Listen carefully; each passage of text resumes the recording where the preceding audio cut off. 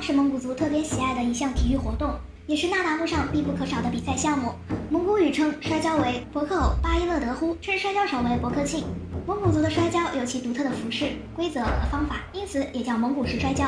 摔跤手要身着摔跤服、招德格，其坎肩都用香牛皮或鹿皮制作，蹄坎肩上有香包，亦称炮钉，以铜或银制作，便于对方抓紧。著名的摔跤手的脖子上缀有各色彩条、缰嘎，这是摔跤手在比赛时获奖的标志。摔跤时可用的技巧很多，捉、拉、扯、推、压等13个基础技巧，能演变出100多个动作，可互捉对方肩膀，也可互相搂腰，还可以钻入对方的腋下进攻。蒙古族摔跤的最大特点是不许抱腿，不准竖起眼睛和耳朵，不许拉头发、提肚子或膝部以上的任何部位。按蒙古族传统习俗，摔跤运动员不受地区体重限制，采用淘汰制，一跤定胜负。宦海称呼录音，不酷者专注脚力，胜败以徒弟为定。摔跤选手膝盖以上任何部位着地则为负。